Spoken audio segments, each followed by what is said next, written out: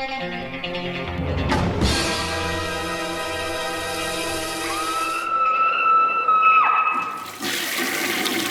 guys, what's up? It is week 130. I don't have that many reviews for you because I guessed it, Excuse King. I guessed it on the 22 Shots and Moods and Horror podcast for Italian month.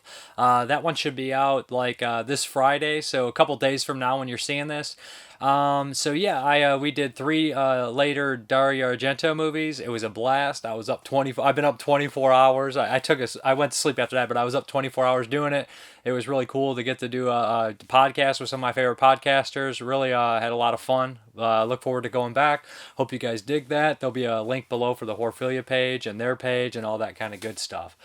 So let's hop into the Creepshow reviews. This is the final episode. This is episode 6. So we got 12 little shorts in the first season. They did renew it for a second season, so that's good news.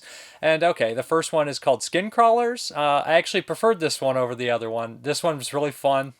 Felt more like a Tales from the Crypt episode, just desserts kind of deal. Kind of like a superficial kind of thing. Well, basically what happens is this kind of company discovers these weird giant like leech lamprey things that suck fat out. So everybody starts using them. They all become beautiful. And there's a kind of a solar eclipse, I think, coming, around. And yeah, so you can see what happens. The solar eclipse affects animals a certain way. They're doing a live broadcast, and this one guy's really, apprehensive about doing the whole surgery and everything like that, and it pays off. It's gory, it's over the top, it's really gooey. This one's really fun, really enjoyable, like this one. The next one was written by a short story by Joe Hill, Stephen King's son. So I was like, okay, that's a good sign. And it was directed by Tom frickin' Savini, also a good sign. So I was happy to see him get the directed episode because we had one by John Harrison, we had Greg Nicotero, people that, worked with George Romero a lot or were involved with the original Creepshow. So that is good to see. This one is like Champy or just called Champy, and this is kind of that kind of mythology about a Loch Ness style monster, and this like a champion is it, and they call him Champy or her Champy. So that's kind of this deal. We have this family that's kind of in a tough spot because the father died. He was obsessed with lake monster, and nobody believed him. Was looked at as the crazy person of the town, and he died at one point. I don't want to get into that or spoil too much, but now the kids and the mother are forced to live with this abusive, kind of stereotypical, violent stepdad. The writing in this one, the dialogue and stuff, is not particularly great. It's very exposition-like. It's just tons of it, and they repeat themselves all the time. They'd be like, my father believed in Champy, and that's why he went missing. And when he was missing, he was looking for Champy because he liked Champy and he believed in Champy, and nobody believed in Champy, but he's missing, and because he looked for Champy. It's like, okay, I got it. I fucking got it. There's main kids are the stars in this one, so it does have that, I guess you'd say, like Amblin quality. The practical effects are really cool. Of course, they do discover a monster, and it is dead, and think Gorgo. Right away, you'll be like, oh, that's going to be a Gorgo situation with this kind of deal. So if you've seen Gorgo. But if not, I guess you'll have to leave it up to your imagination. But the end does have some CGI. I wasn't too bothered by that. I was really just kind of bothered by the dialogue of the kids and the tons of exposition. I will give it up to the stepdad, who I thought was gave one of the better performances in this episode. I thought that when he first meets the girl, the young girl has like kind of a boyfriend. He first meets him, he terrorizes him, and the stuff he says, he was a Vietnam vet, is actually really kind of scary. And I thought he delivered that kind of like monologue very well. Besides that, I thought the acting was a little kind of weak on this one, and you can't. A lot of kid actors aren't perfect, but I don't even know if it's the acting. It's more like the dialogue, the written dialogue is just kind of really corny, and they say way too much, and when the lines should be a lot shorter, I think would be more impactful. I didn't really care for this one, and I thought I was going to love it, but I like the idea. It just also not really feel like a Creepshow thing to me, but I'm not going to judge it completely on that. But that one I wasn't a huge fan of, but the first one, Skin Crawlers, I liked. So yeah, that's the first season. All in all, I think it is worth checking out for sure. I enjoyed quite a bit of them. I enjoyed more than I disliked, and the ones I didn't like too much weren't absolutely painful to get through, except maybe with the exception, I thought the Halloween one was kind of cringy, and this one I thought like the writing was kind of cringy in the dialogue. But besides that, I was fine with the whole series for the most part. But we're gonna hop into the first review. Okay, this one is from Dark Sky Films, and this is Bliss by Joe Biegos. Or Joe Biegos, is that how you say it? Biegos? Sorry if I mispronounced his name. I always tend to do that. But yeah, I was really excited to check this one out. This is his third film after Almost Human, and his second film was Mind's Eye. He has a fourth one coming up called just called VFW. And I've been watching this guy's movies that they came out, and I thought Almost Human was very ambitious, and I thought it was okay. Mind's Eye I thought was a huge step up. I loved it. And Bliss is even a bigger step up. And like good directors, he gets better with every movie, and they're all different. So, but he has his style. I love this freaking movie. This is probably one of my favorite horror movies of the year. It's shot in 16 millimeters, so it's got a really great look to it, a kind of a grainy look that instantly reminds you of kind of like grittier movies that you used to love and watch all the time. This is an LA film, but it's kind of like looking at the underbelly of the art scene in LA. We have our lead character's name is Desi. And it's a tremendous performance in here. Probably one of my favorite performances. I think it's dead on and perfect and a completely dedicated and powerful performance.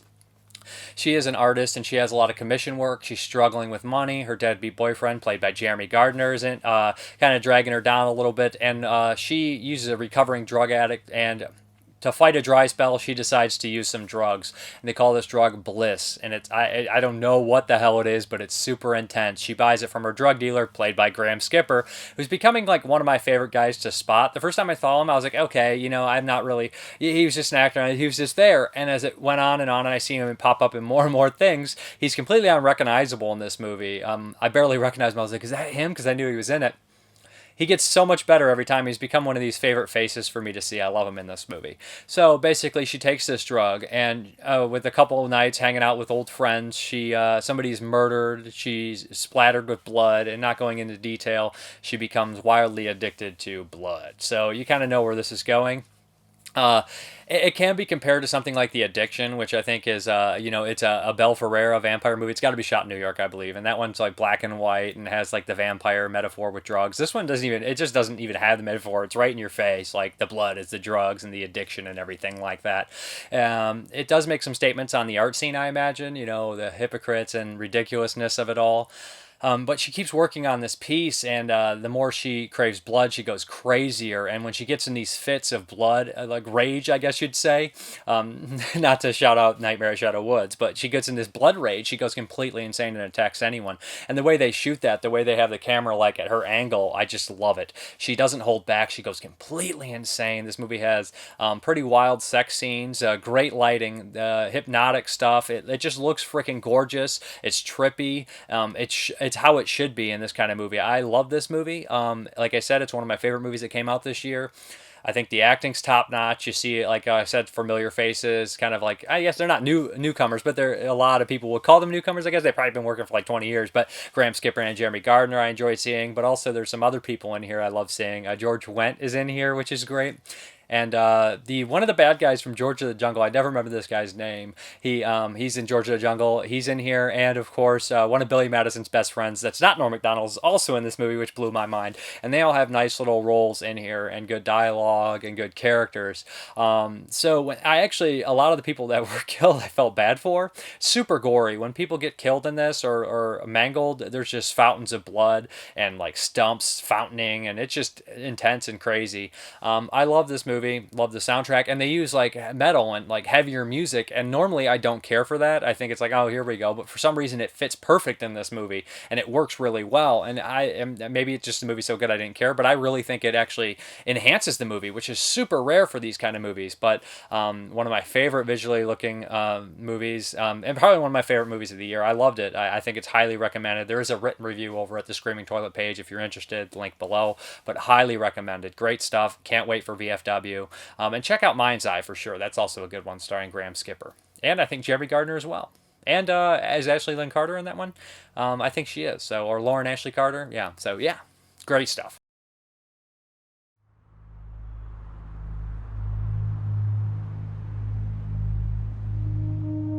Nikki's pushing me to drop your pieces. I'm going broke. I can't live off of nothing. And I can't live off 10% of nothing.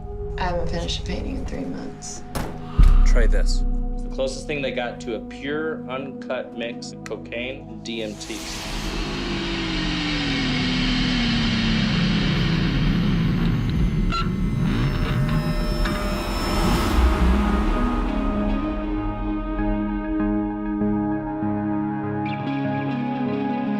I started painting again. I don't know, something came over me and then it all just started pouring out of me. I don't even remember doing it. Like you blacked out?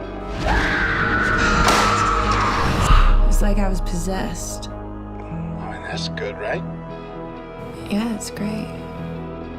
Tell me, Des, do you think it was the bliss or the blood? Whatever you gave me, just let me know so I can kick it with something else, because I am not well. I feel like I'm dying. You're not gonna die. Trust me. I saw you painting in there. I saw your inspiration all over the counter, too.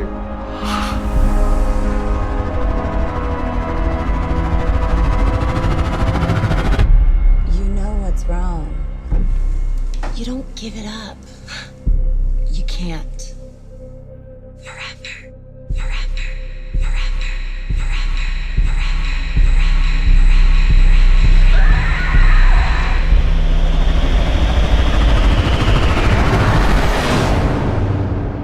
It's gonna be my masterpiece.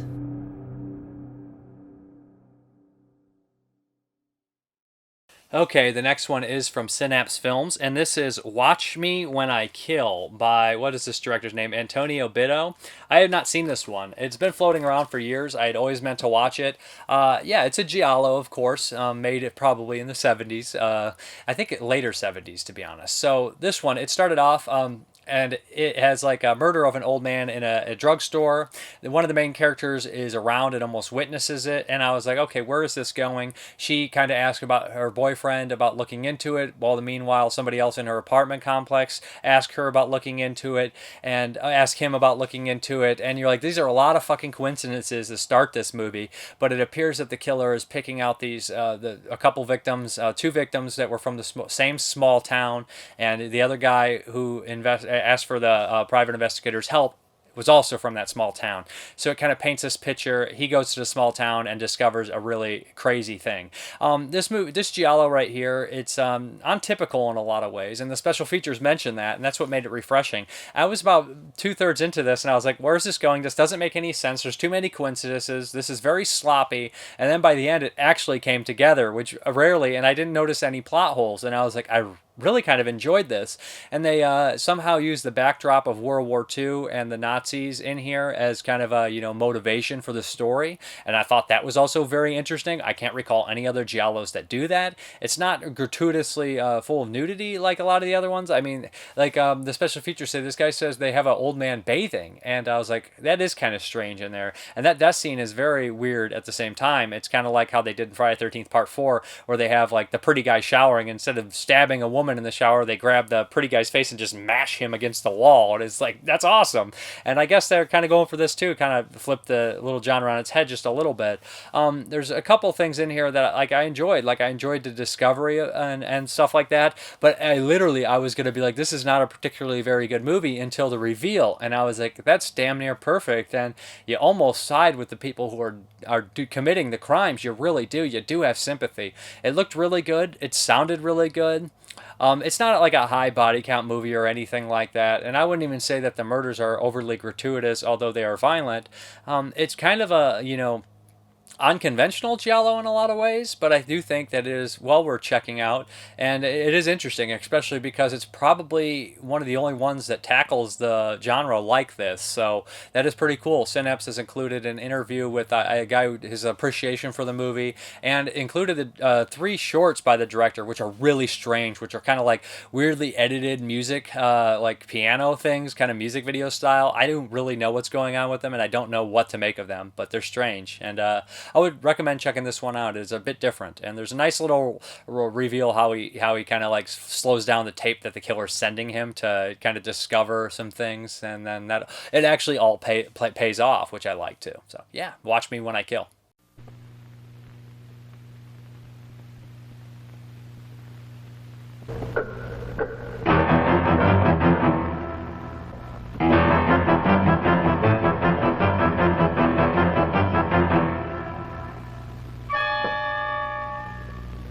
Watch me when I kill.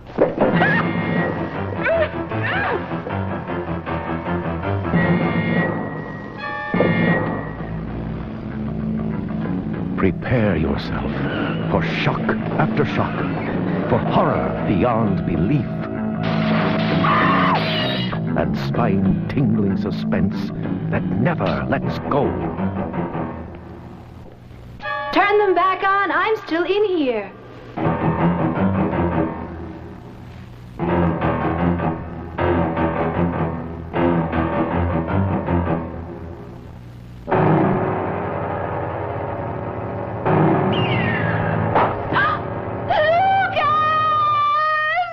Watch me when I kill.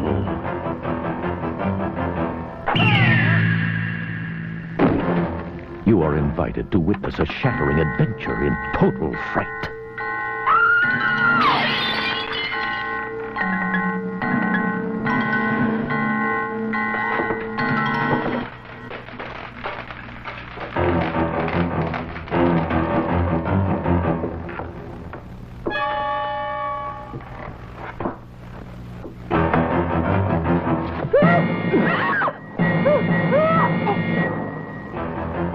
You have never experienced the sheer terror, the menacing suspense that awaits you when you see Watch Me When I Kill.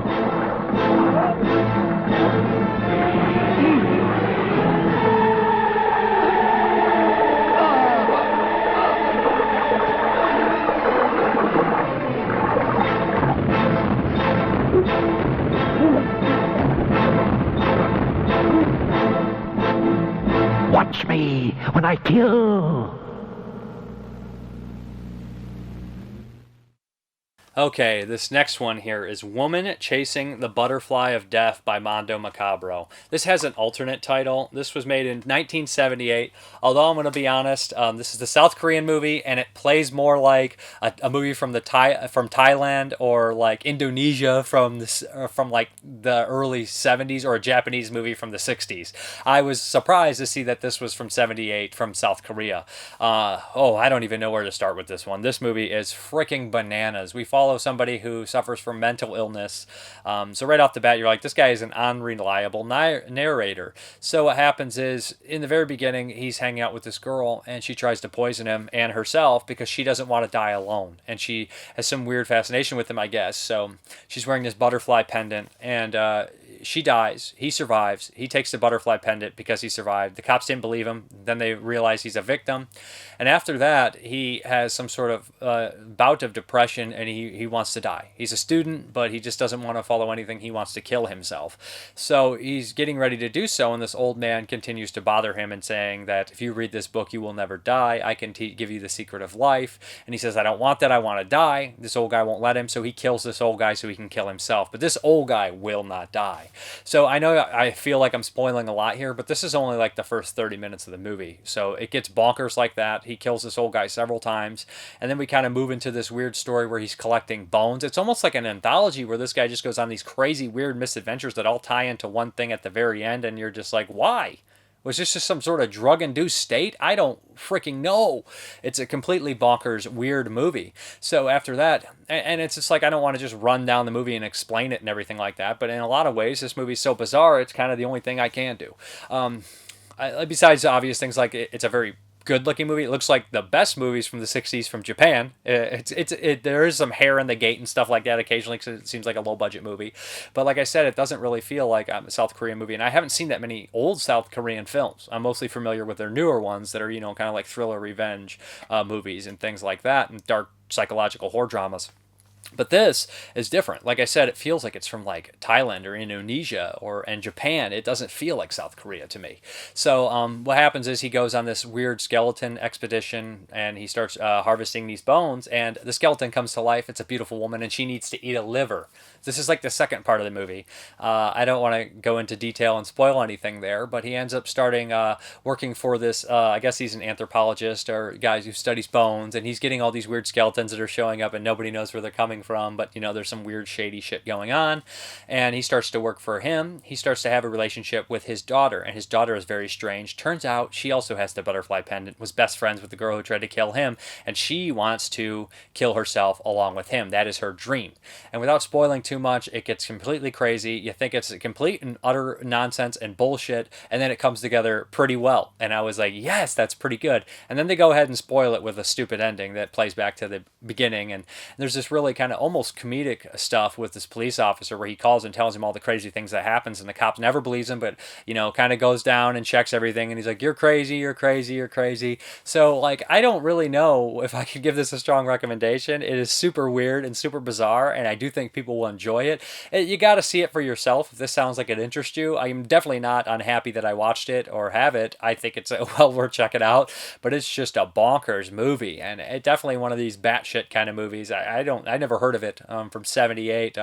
What is it? There's like 6 titles all involving a butterfly. Woman Chasing the Butterfly of Death. I had to look again so I didn't mispronounce it, but yeah, it's a weird movie. Weird movie.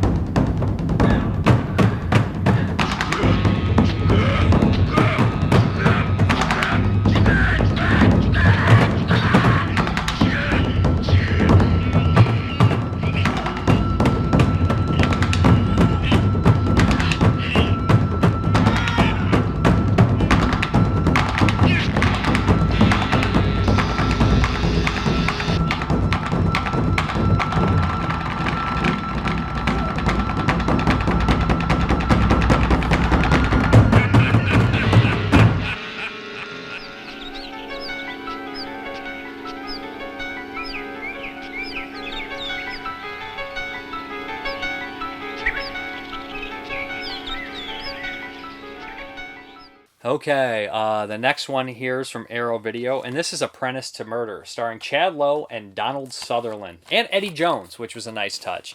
Yeah, what can I say? I love Donald Sutherland. To be honest, he was one of my favorite actors when I was young. When I was like 11, 12, I saw The Dirty Dozen, and I thought Pinkley was one of the best characters. Him and Maggot, I loved, and Donald Sutherland was great in that movie, so I always had affinity for Donald Sutherland. And Chad Lowe, seeing him in this movie, I was thinking, Rob Lowe's little brother. I think I've seen him in one movie, and a couple, Highway to Hell, and like that one Blood movie, True Blood or something, crime movie, and I didn't remember much about him, but I was impressed actually for his acting in this film. This is a weird movie. It takes place in 1927. It's based on a true story. It takes place in kind of like a Dutch Pennsylvania Pennsylvania area. And I'll say that the film looks gorgeous. There's a lot of trees and a lot of wet dampness, and it feels like fall all the time in this area, even though the seasons tend to change whenever the hell they want.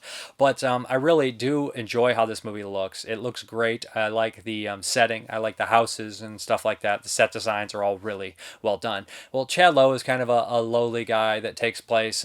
He works in a factory, but he also helps his parents. Eddie Jones is his father. He's a drunk. Eddie Jones is in The New Kids and a bunch of other stuff. He's really good in this movie, really good in The New Kids.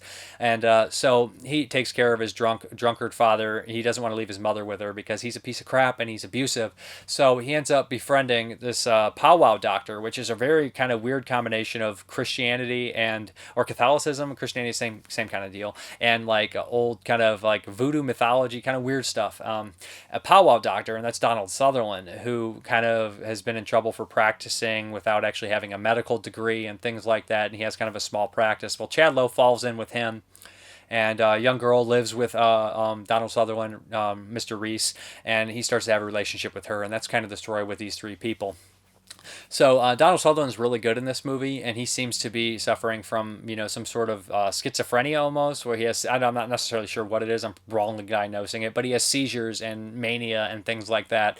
But what happens is they believe in these curses, and it's called Apprentice to Murder, and it's like based on a true story, so I don't want to spoil too much, but you might have known the case. But it's kind of very sad what happens here, and like I said, it kind of reminds me at the same time of like that movie Dark August, where we have these kind of like weird curses and hexes put on people and everything like that. It's an interesting movie, and I'm not sure if it 100% works or if I 100% like it, but I did enjoy checking it out, and I was interested in a lot of the things here. And also, it's one of these deals where it's like a religious kind of horror movie, so at times you don't know what's supernatural, you don't know what's psychological. They play with that. At times somebody breathes fire, but it's also kind of suggested that it's only in their head and it's not actually happening here and there. Like I said, Donald Sutherland shines in the movie. Chad Lowe's surprisingly good. I remember enjoying the music in here and the score, the set design, how it looked. It's a decent, enjoyable, kind of interesting movie by New World Pictures, and better than you would think, to be honest. And you know how they had like Flowers in the Attic was a New World picture, and that one was just kind of like bonkers and weird. This is definitely weird, but I wouldn't call it bonkers. I would say it does have an interesting kind of. I think it has a kind of a bad rep. It didn't have a very high rating on Internet Movie Database, and I would come down like at a 3 out of 5. I think it's pretty solid and enjoyable and interesting for sure.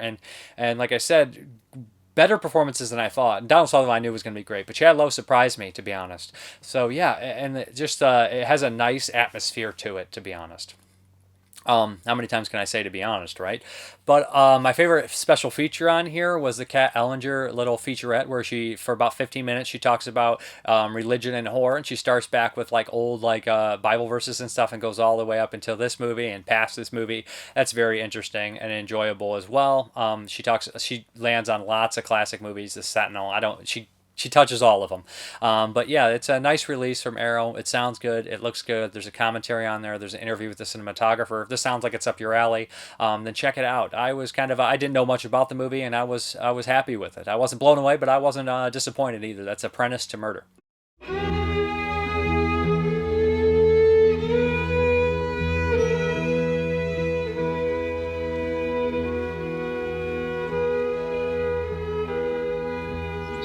I believe I can teach you more than reading and writing. I believe you've been sent to me.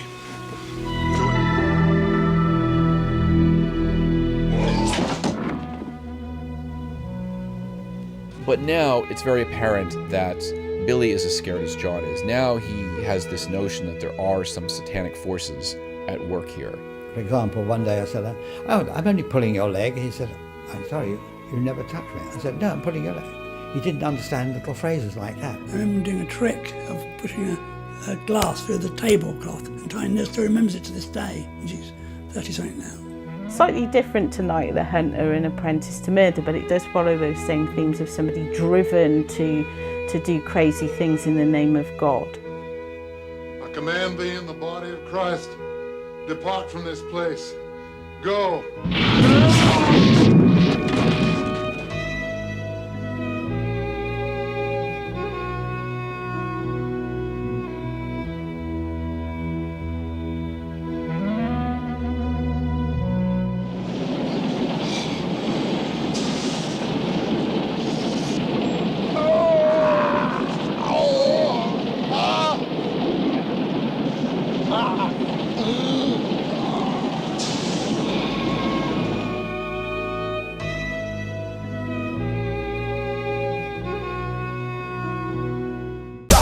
Hammer time! For all who are willing to pay the price, we invite you to go through the mirror of life.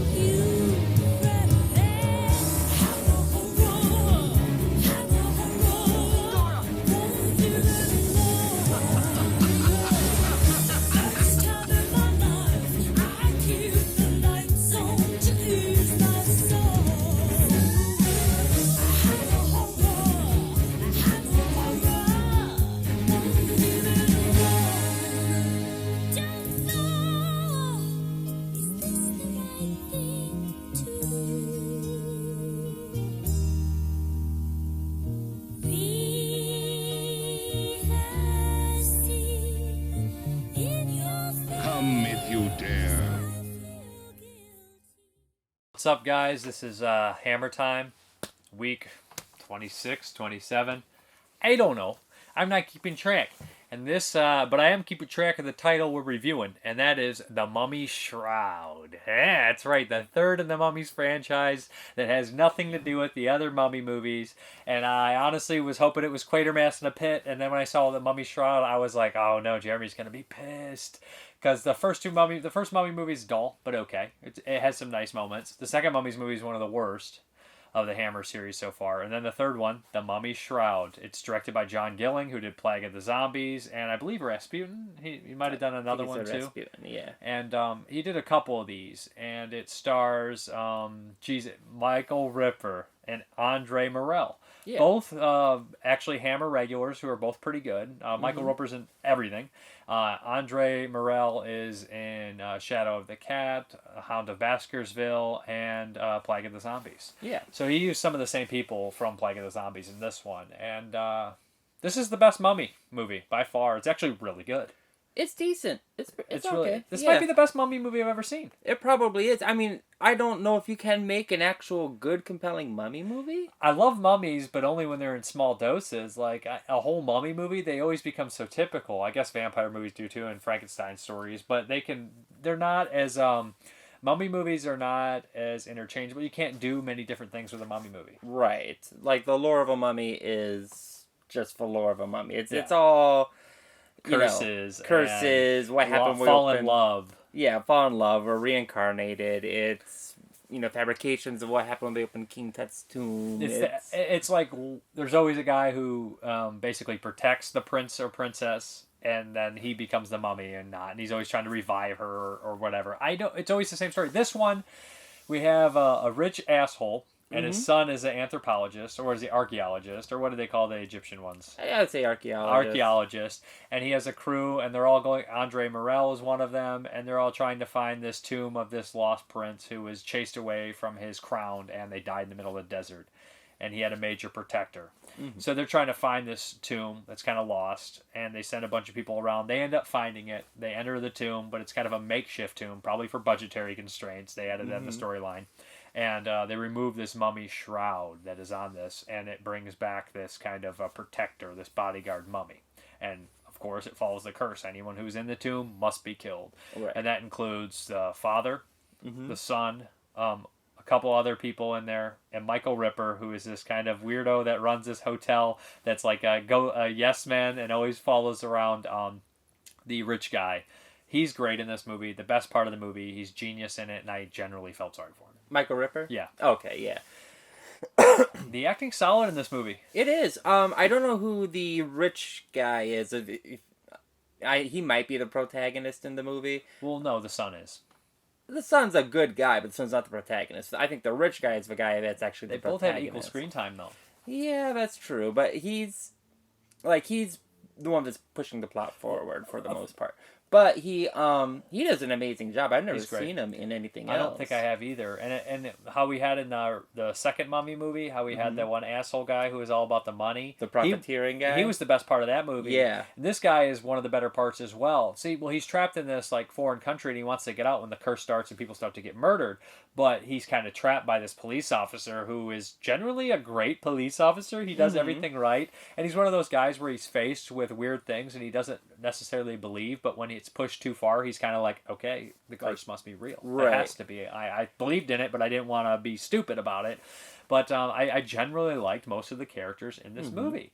And the kills, although they're not gratuitous or anything, super gory, they're brutal. They are pretty brutal. He's mean. This is the meanest mummy of all time. It's Andre Morelli? And Andre Morel. Andre Morel. So like the whole thing is like whoever the rich guy is, I can't think of his actor or character name. Like Andre Morel is the leading archaeologist, and this guy is kind of like his partner, or kind of like sets things up. And the whole thing is with like the inspector and with like even the rich guy's son. It's like you just killed or discredited Andre Morel so you could get all the credit for yourself. Of course, and it does the whole thing kind of like a very gothic story where one of the people gets put in a nut house. Yeah. And that seems, maybe not even gothic, but definitely universal hammer. And I think that happens in many of the Mummy movies. And it might be even in the original Mummy movie where somebody, I think it is, where the guy saw the mummy and he went mad and he ends up in the actual... That is a big part of the original Mummy. It's been a while since I've seen it, but he gets put in the nut house. And that's very... They do the same kind of story arcs here, and that's in there. The opening is hilariously bad, though. That's the only knock on the movie. Yeah, the opening is like when we were watching it, like they probably had dialogue for all this, but it was so terrible that they just did it over a narration voiceover. I've seen that before. Yeah, lots of old British white guys playing Egyptians in this. The bodyguard has got to be the worst brown face of all time. Yeah. Like, and I'm gonna say this: middle-aged British guys don't look ethnic at all. No. So when they do this, like in this movie or like the French movie, I think it was French or British co-production, whatever it is, called The Cannibals. It's really bad. Like you'll see mutton chop sideburns in that one and mustaches on like supposed to be savages, and you're just like, what's going on here? But this one is really bad. Like, it's really laughable. That whole opening is terrible. I was like, oh shit, right when we saw that. But after they get into modern times and they actually do like all the I love how like the whole expedition's fun, but when he's forced to go on the expedition where somebody's like, are you going to go yourself? And he's like, and then his wife's like, yeah, he is. And he's like, Speaking of which, the wife is one of the best characters in this. Yeah, she's great too. I think her name was Barbara. I can't remember who played her, but like every line she has is like just very like cutting. It's she's always undercutting the husband, like I'm staying here. I didn't go into the tomb. It doesn't matter to me. Like, and he's all sweating, like trying to say it's nonsense. Like it's stupid. It's stupid. It's like fine, but I didn't go in there. Yeah, so I'm staying. That's pretty funny. Yeah, it's very enjoyable. It's one of the best mummy movies I've actually seen, I think. Yeah, I mean, as far as mummy movies go, it's pretty good. But I haven't rewatched any of the Universal sequels in a long time. I've seen the original Mummy a few times, and I haven't watched the sequel since I was a kid. But I love scenes with mummies in them from like Monster Squad. The mummy's cool, but Waxwork has a really great Egyptian scene, and I love that. So, I just wish that there was a little bit more like that. And I think that this one is the best of the Mummy movies so far. Yeah, I think it's probably the best one we've seen. Hands down. Yeah, I think... Like, I never understand why the mummy isn't always the pharaoh. Like, why can't the pharaoh be the mummy that kills? Why is it always a bodyguard? I don't know. That's just the way it is. That's weird. I like the idea of the shroud. That was cool.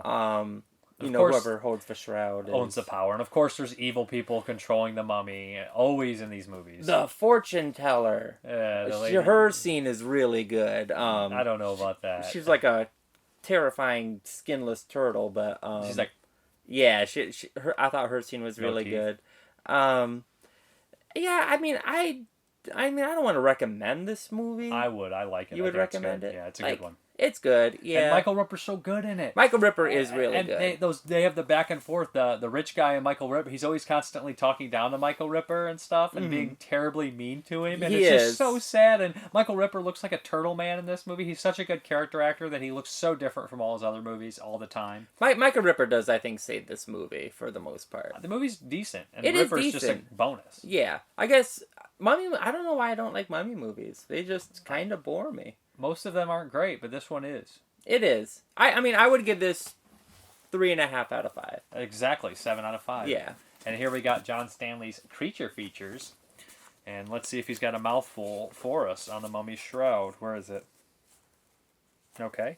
Ooh, 3 out of 5. That's pretty fair. 1967. Despite the cliches that riddle its plot like holes in an ancient bandages, this Hammer horror thriller is well done in acting department. After a cumbersome beginning in Egyptian times, as we're inundated with exposition about Gau's enwrapped entity, we flash to present day as an expedition desecrates the tomb and removes mummy Eddie Powell to a museum to be resurrected by he who possesses an accursed blanket.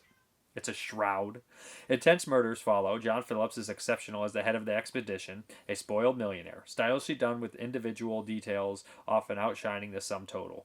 Maggie Kimberly portrays an unlikely archaeologist with all those flimsy nightgowns and low-cut blouses. Best of the cast is Catherine Lacey as the decaying soothsayer who reads crystal balls. John Gilling wrote and directed, produced, and plotted by Anthony Nelson Keyes. He pretty much, we didn't read these reviews before. Yeah. He pretty much said a lot what we agreed with. Yeah. Half me, half you. He did not mention Michael Ripper, but he said the acting was great, and it was great. Mhm. And he said the beginning was not particularly great as well. But, inundated with exposition about Gau's enwrapped entity, we flash to present day as... See, no, that was a pretty well-written review. I agree with him. No, it's pretty good. He's so focused on the Hammer girls being, half nude. And this is, maybe for the time it was, but, I didn't even notice. Yeah. I mean, yeah, she was good-looking, and she was in some low-cut kind of stuff, and it is kind of funny that she's an archaeologist, but at the same time, the guys are walking around, too, without their shirts on. Right. It's hot. It's a fucking desert. And then, I think that the best part of doing this whole Hammer thing is, being introduced to people like Michael Ripper. I agree. He's my favorite part so far. Yeah. Every time he pops up in the movie, I really like him. There are some cast members in some of the earlier stuff that would reappear, too. Yeah. The older woman in Bride of Frankenstein was also... Not Shadow of the Cat. She was in Shadow of the Cat, and she was in... Bride of Dracula? Oh, no. Brides of Dracula. Brides of Dracula. Yeah. And then she was fall really down good and died in both movies. In both movies. There was the old priest guy who was, I think, in Dracula and he was in a few of them. He also looked like a turtle. There's a lot of turtle-looking A lot of turtle guys in Britain, I guess. Yeah. Especially in this time period. I like this one a lot. Yeah. Michael Ripper's, going up and up is one of my favorite character actors for sure. Yeah. I'd recommend checking this one out. Next week is Quatermass in the Pit, and this has been The Mummy Shroud from 1967. Good stuff.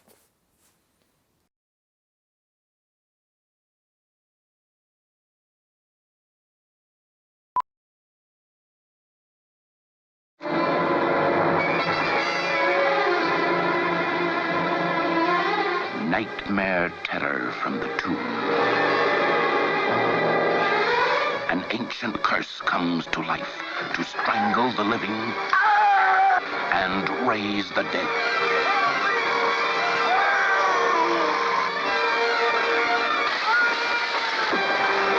Here is the horror and the terror of a story that began in ancient Egypt. Take Katobei! Take him! When Ka-Tubei, a son of Pharaoh, died in the desert and was covered in the shroud that bore the sacred power of life and death.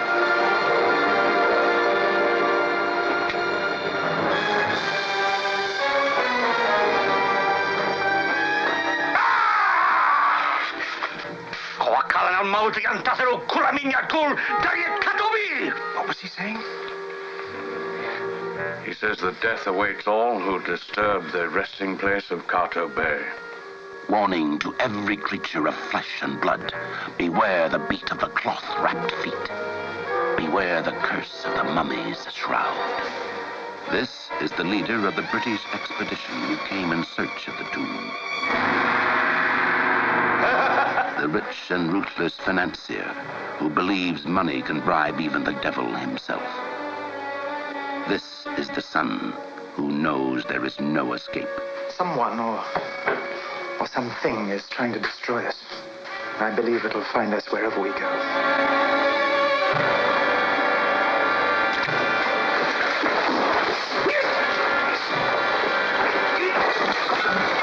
The wife and mother trapped by the mummy's shroud. I see death. This is Haiti, the crystal gazer, who sees into the past and the terrifying future. This is the girl who's doomed, cursed by the mummy's shroud. You mean I'm going to die? Never you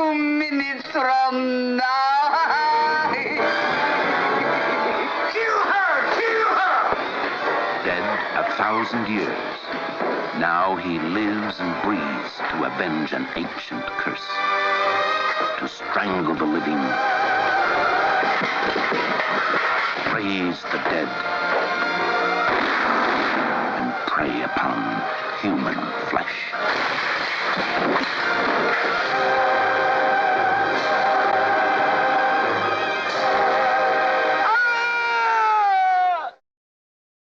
Oh, to let you guys know, it's back. The Pick a Movie number 2 is back. I told you guys I would do this again, and I had a bunch of names that I already put in here. I'm not taking any new names, but I'm going to let you guys get some of the old Pick a Movies that, this is like the second batch. So all the names are in there. And there's some new rules this time, though. You guys can't be giving me stuff from some rare movie that I have no way to get a hold of, or it's going to cost me $78 to import. I can't do it, and it takes too long to come in, and also at the same time, it's just too expensive. So it'd be nice if it was streaming. If not, I might own it, or if it's easy to find or cheap enough to find, I will do it. But some of these things just are, I'm sorry, they're just not possible. So let's see who gets it. We got Warren and Tia's box. So hopefully, and if you don't get a hold of me within a week of this video, I'll have to skip it. So I'm not going to like try to force somebody ahead. If it doesn't happen, I'll just skip that and do one next week. So, yep, Warren and Tia's box. Get at me what you want me to cover. So I guess, we're going to go, dipping out of frame on professionalism. And then we're going to hop into the answers. From last week, I asked everybody what their favorite walking scene was in a movie. And Jonathan Wilhelm from Patreon said, walking scene has to be from Die Hard, Walking Over the Glass, or Ash's Stroll Through the Graveyard in Army of Darkness. Then we have some from Twitter, Matt Godfrey. Good question, man. The ending of One Flew to Cuckoo's Nest with Chief comes to mind. I love how he jogs away with a slow glide against some beautiful music and fades away. Maybe the opening from Trainspotting? I don't know. Neither really apply. I'd have to think about it. But then he says, actually, the opening scene from Ex-Drummer. I think you said you hadn't seen it before, so I'd go ahead and mention it. It's a pretty messed up film. Dr. Genghis Chase, MD, of course. Halloween, Michael Myers behind the bush. Mr. Ramon 420, the one and I truly enjoy is Goodfellas. Then we have some from YouTube. Irish Mad Dog 1987. Favorite walking scene for me is from Once Upon a Time in the West. Jason Robards and his gang stepping out from the bushes, dusters blowing in the wind to Morricone's perfect score. One of the most badass scenes from my favorite movie of all time.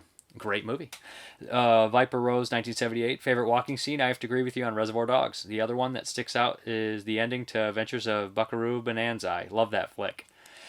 I'm not a big fan of that one. I know I hate it. It's just, I know I just didn't see it at all when I was younger.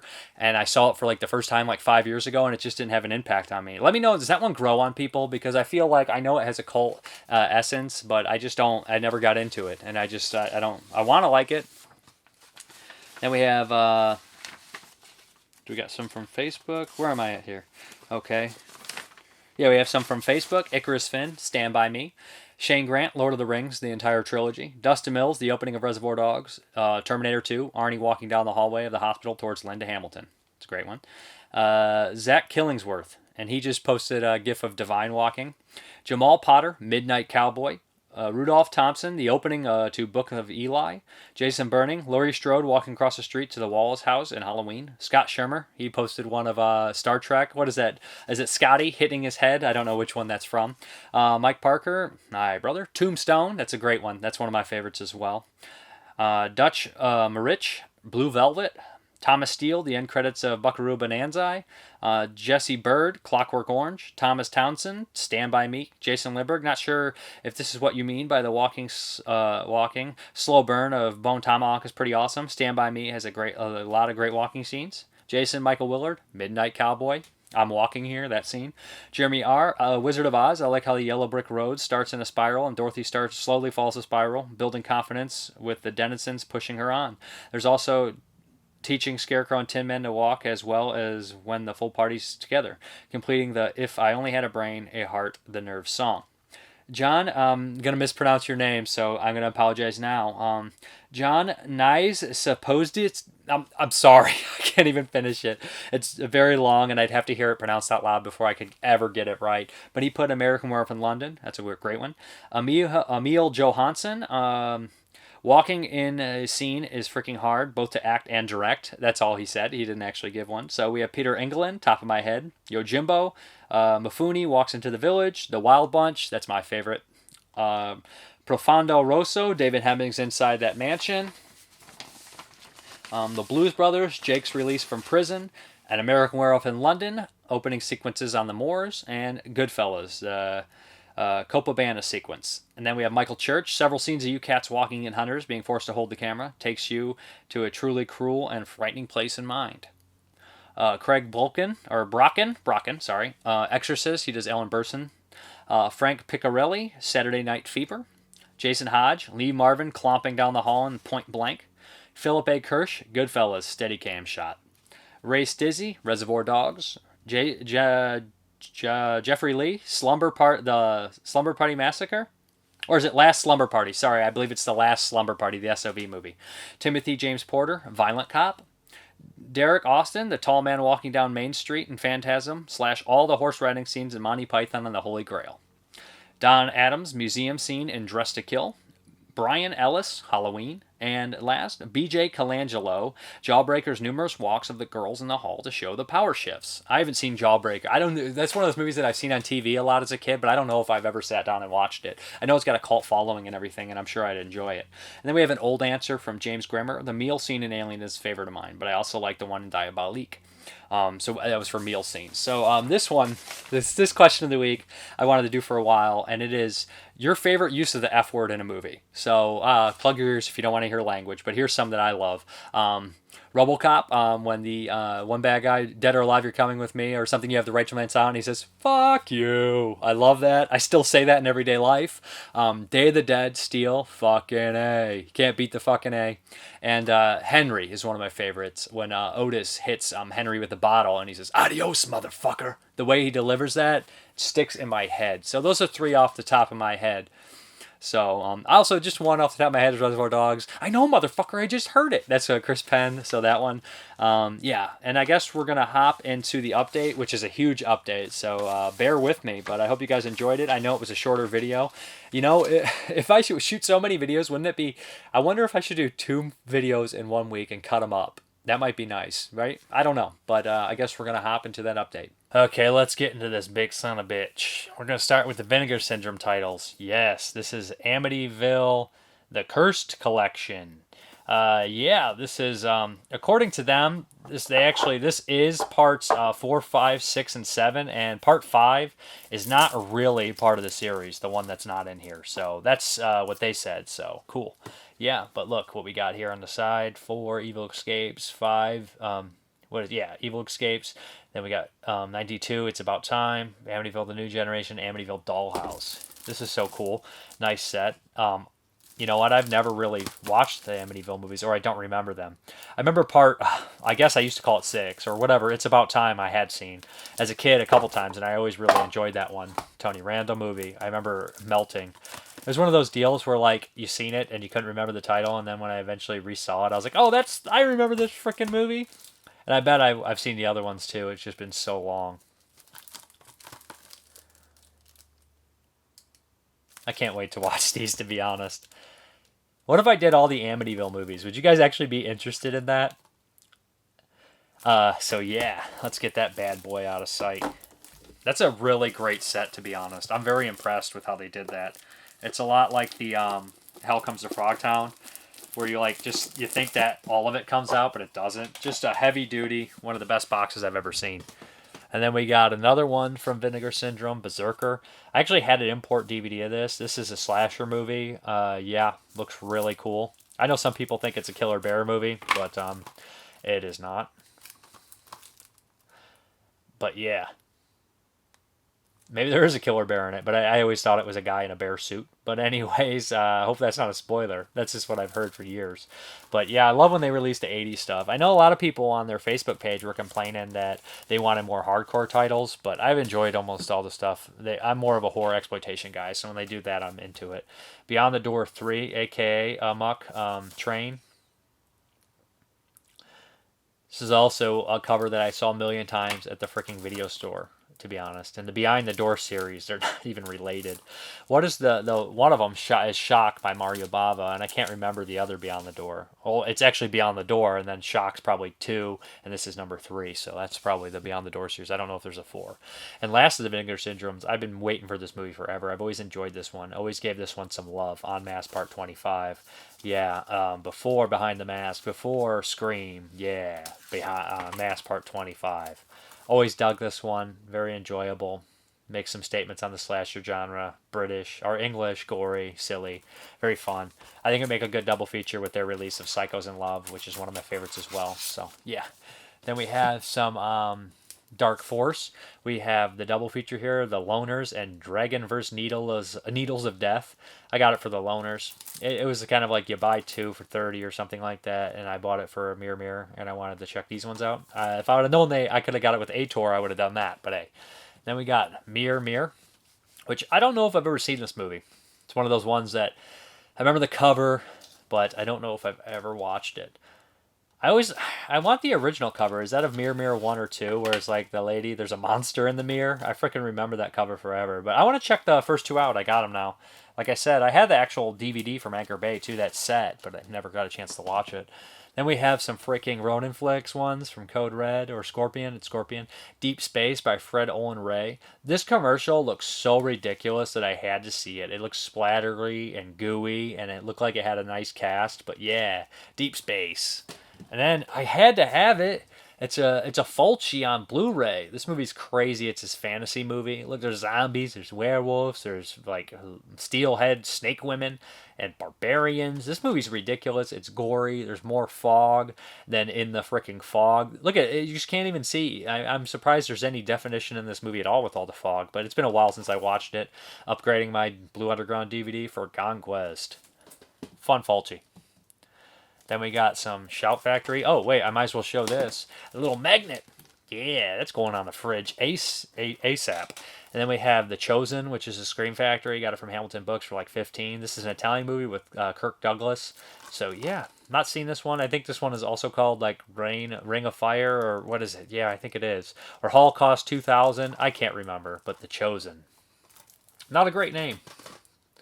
Then we have Poltergeist 2. Got this from the Target buy. 2 get 1. Still waiting on my part 3. I've never been a huge fan of Poltergeist 2. You guys know that. But for the price, I wanted to check out the features and maybe develop a love for this movie over time.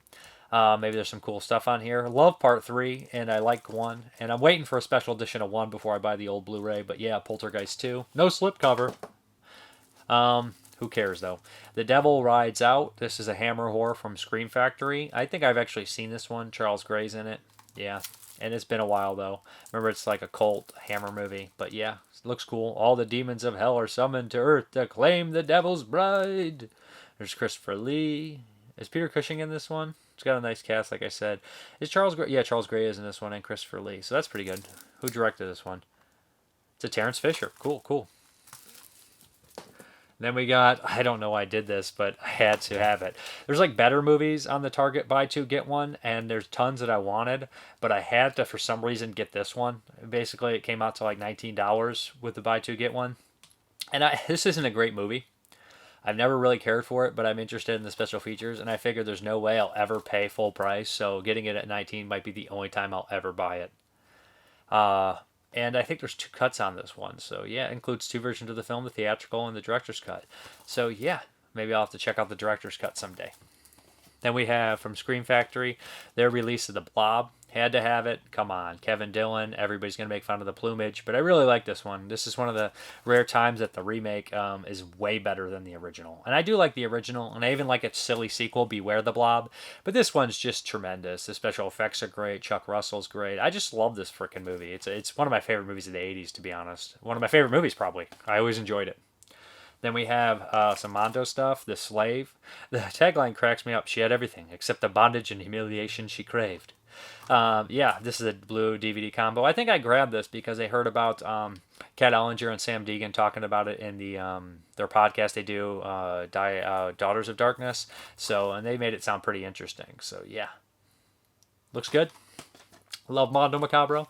Picked up this one as well. Night Has 1,000 Desires. It's a Jess Franco film. Pretty good price on it. Always wanted to get it. I just always passed on it, and finally I bit the bullet. I think I have tons of Jess Franco on Blu-ray, so yeah.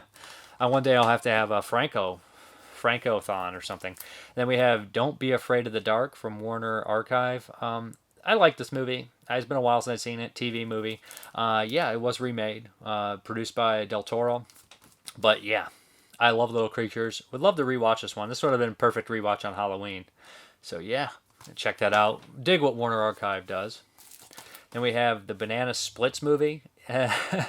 Try-la-la tear. Come on now. I remember watching this show as a kid, and I couldn't believe this was real. I thought it was a parody. I swear. I was like, this is fake. This isn't real. This isn't right. And then when it's Warner Brothers. I can't believe this movie exists. I have to check it out, but I really can't. I can't believe this is a real thing. But yeah, I want to check it out. Then we have Tone Deaf, Ricky Bates' new movie. Robert Patrick. Yeah, I love Robert Patrick. I love Ricky Bates movies. I haven't watched Trash Fire, but I absolutely adored Excision. I loved Suburban Gothic, and I need to watch Trash Fire. I think he has a unique voice, and I hear him on podcasts. It's just like, I like this guy. He's super freaking weird, and he just sounds like somebody I would like. So Tone Deaf, I want to check that one out for sure. And then we have Panic in the Streets with Jack Palance. This looks really good. Never seen it. Hamilton Books, good price. Black and white movie about a virus or like a, yeah. It's a world famous director, of course, Kazan. So yeah, Panic in the Streets. Look forward to checking that out. And then last, but certainly not least, we got the Cowboys and the Green Berets and the Searchers, which I already have. But I really bought it to get the Cowboys and Green Berets. It was like $7. Can't beat that. 3 John Wayne movies on Blu-ray. I love these 3-disc set, man. I bought tons of them because they're all 3 on separate disc. Remember watching the Cowboys in school. That American Frontier class. It's a classic. Green Berets, I know, got a lot of shit because at the time it was like a pro-Vietnam movie or whatever. So I've never seen this one. And The Searchers is a bona fide classic. So what do you want? But yeah, I want to revisit the Cowboys. Bruce Dern, Robert Carradine, and of course John frickin' Wayne. So yeah, I guess that's all I have. We're going to hop back to the video. Okay guys, thank you very much for watching. As always, you guys have a good one.